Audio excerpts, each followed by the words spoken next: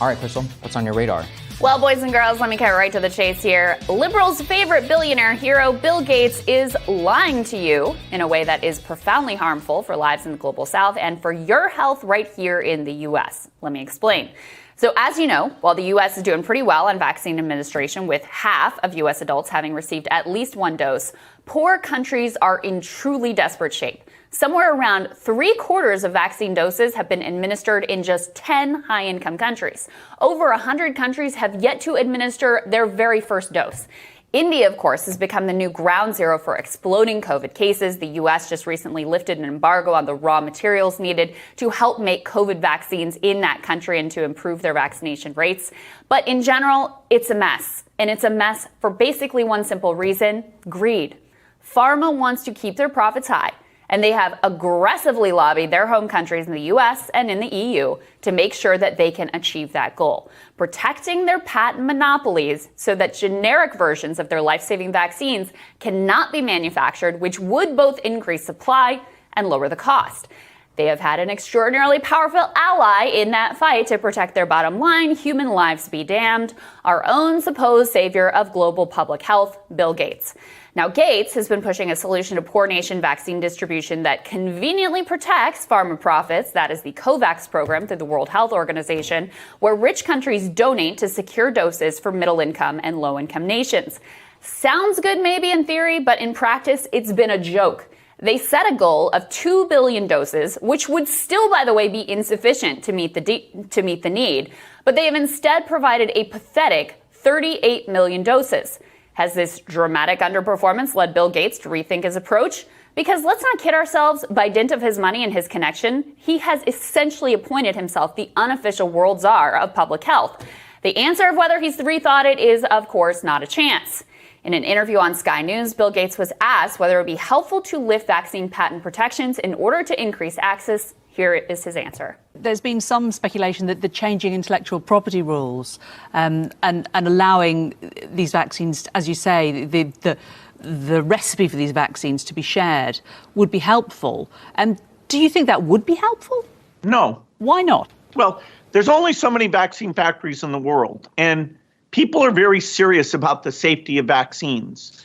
And so moving something that had never been done, moving a vaccine from, say, a J&J factory into a factory in India, that it's novel. It's only because of our grants and our expertise that can happen at all. The thing that's holding things back in this case is not intellectual property. There's not like some idle vaccine factory with regulatory approval that makes magically safe vaccines.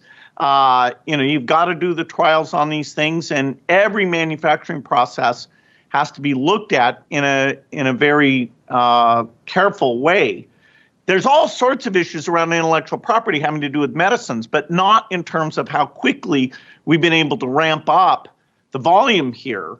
I remember how shocked people were when we said we were going to do second sources in these developing country factories. That was a novel thing. And we got all the rights from the vaccine companies. They didn't hold it back. They were participating. I do a regular phone call with the pharmaceutical CEOs to make sure that work is going at full speed. So let's just unpack what he says there. His argument is that lifting patent protections will not help the supply problem whatsoever. So it's better to just stay the course and produce at the current level and hope that eventually rich countries donate enough money and surplus vaccines that poor countries get taken care of. In his words, it's not like there's some idle vaccine factory with regulatory approval that makes magically safe vaccines. Oh, really? I present to you this article from the AP. In an industrial neighborhood on the outskirts of Bangladesh lies a factory with gleaming new equipment imported from Germany. Its immaculate hallways lined with hermetically sealed rooms. It's operating at just a quarter of its capacity. It is one of 3 factories that the AP found on 3 continents whose owners say they could start producing hundreds of millions of COVID-19 vaccines on short notice if only they had the blueprints and the technical know-how. I present also to you John Fulton, president of BioLease in Canada, who says he could be making millions of doses today if the know-how had been shared. We've been passed over. We've got this production capacity and it's not being put to use. If we had started this last year, we could have shipped millions of doses by now. This is supposed to be like a wartime effort, everyone in it together, but That does not seem to be the case. And finally, I present to you the words of Manuel Martin, a policy advisor to Doctors Without Borders. The Gates organization dampened early enthusiasm by saying that IP is not an access barrier in vaccines. That's just demonstratively false. Demonstratively false. Bill Gates is lying to you when he says that lifting patent protections will not help with access. Now, look, it may not magically fix everything. Nothing is a cure-all, but it is a root cause of the problem, and it would help to ease the supply issues so that poor countries can start vaccinating, and we can all avoid the horror of watching the virus mutate to the point where it jumps the current vaccines. Bill Gates, with his billions, set the course for how global vaccine distribution would unfold, and now millions of people around the world are paying the price. Now, for those who've been tracking Gates' actions in the public health space for decades, these new comments will come as absolutely no surprise, as journalist Alexander Zaitchik writes over at TNR. Since Gates got involved in the AIDS epidemic in Africa in the late 90s, he has cultivated close relationships with big pharma execs, lauded their wonderful and noble efforts, and aggressively pushed industry-friendly policies with regards to patents. This significantly set back access to AIDS antiretroviral therapies, and it has been a disaster for COVID vaccine access. Gates' pro-industry stance also should come as no surprise, given that the man is a billionaire uber capitalist who made his own ill-gotten fortune by novel exploitations of patent law and unchecked monopoly power. Now, he may sincerely want to cure disease and make the world a better place. He also has a sincere ideological commitment to protecting monopolies and profit margins for some of the world's worst actors, and that he doesn't seem to care what the consequences are. He and pharma argue that patents help foster innovation, which creates the life-saving drugs that we all benefit from. This, too, is largely a lie. Every new drug developed over the past decade was funded by U.S. taxpayers. The revolutionary mRNA technology that pharma is so worried about monopolizing now was developed by university researchers and scientists at the NIH and the Department of Defense. Now, I know we've got a complicated love-hate relationship with billionaires in this country, but maybe, just maybe, it is not such a great idea to outsource global public health policy to a rapacious monopolist. Maybe, just maybe, it's not such a great idea to outsource labor market conditions and unionization rates to another rapacious monopolist at Amazon. Maybe we shouldn't be outsourcing free speech and censorship to another set of monopolists in Silicon Valley. Perhaps these men are good people. Maybe they're not good people. Maybe they're well-intentioned. Maybe they're not. But no one voted for them to be king of the world. They are totally unaccountable to a single soul. And every one of them is committed to existing power because they are existing power. Sagar, back when we covered that poll about billionaires, liberals love Bill Gates, right? I mean, he has intentionally created this incredible halo around him. And I'm not going to say he hasn't done good in the world. He's done a lot of good. This isn't to even judge him personally, although I do a little bit of judging him personally here. But the bigger story here is about why do these individual billionaires have so much power? And these are the type of devastating consequences that can result. Look, this was entirely predictable from the beginning. And if you rewind back to the beginning, there was a lot of talk about a people's vaccine and making sure that we were in a wartime effort to get vaccine supplies when they're developed, not just to the rich world, but around the globe, because that risk is real for absolutely everyone, even if you don't care what's happening in India or other places around the world.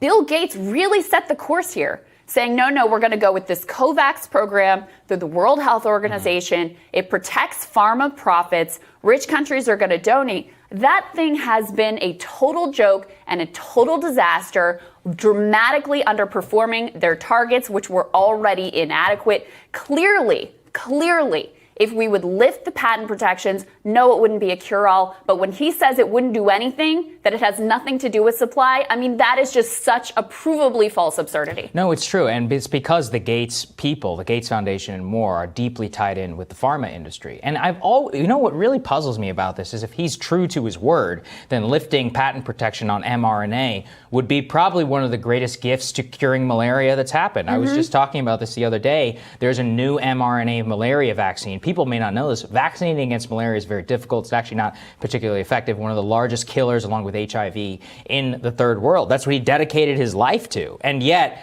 he got here. And like you said, look, Bill Gates personally has literally saved millions of people. So, I don't want to say that that's not the case. But it is a broader question. There's a new controversy, I don't know if you guys know about this, where Gates is funding research in order to literally dull the sun, in order to try and affect greenhouse gas emissions. Now, maybe it's a good idea. It's called controversial technology called solar geoengineering. This is all in Popular Mechanics. You can go look it up. I'm not a conspiracy theorist. It's not some weird Gates conspiracy. Here's the problem. Who decides? That sounds like something we should maybe all have a consensus around, the World Health Organization or the WTO or something, the UN, and everybody signs on instead of somebody creating this technology, trying to deploy it if they want to. I mean, do we even have, if somebody wanted to, you can launch whatever the hell you want up into space. Seriously. I mean, there's not really a lot of governing bodies around this stuff, and pretty much any government, in the third world or whatever, let you do anything you want for $60 million. So is that something you want to allow? And this is about power, which is that it's do you want the ability of a single person in order to literally dull the sun? I'm exaggerating, but I'm also not, because it's actually possible. It sounds like the plot of a bad Austin Powers movie, except where it's the true, villain is going to single-handedly dim the sun for the entire planet. And yet, that is what is happening. And again, look, I want to be clear here. There's a lot of stupid, crazy Bill Gates conspiracy theories out there. There's nothing about 5G. We have nothing to do with that, right? And he's not implanting chips in you with the vaccine, or I don't even know what the conspiracies are.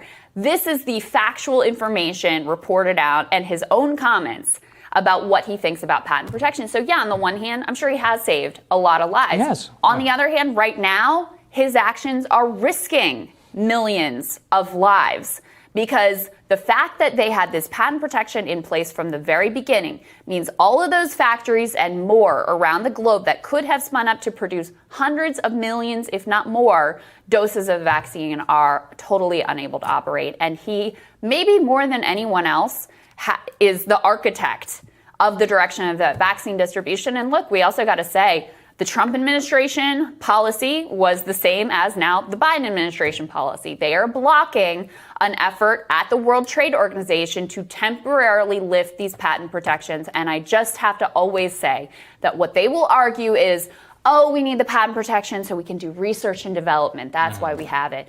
They didn't develop this technology. mRNA was developed by U.S. government public taxpayer funds. Every single new pharmaceutical in the last 10 years was developed by public funding.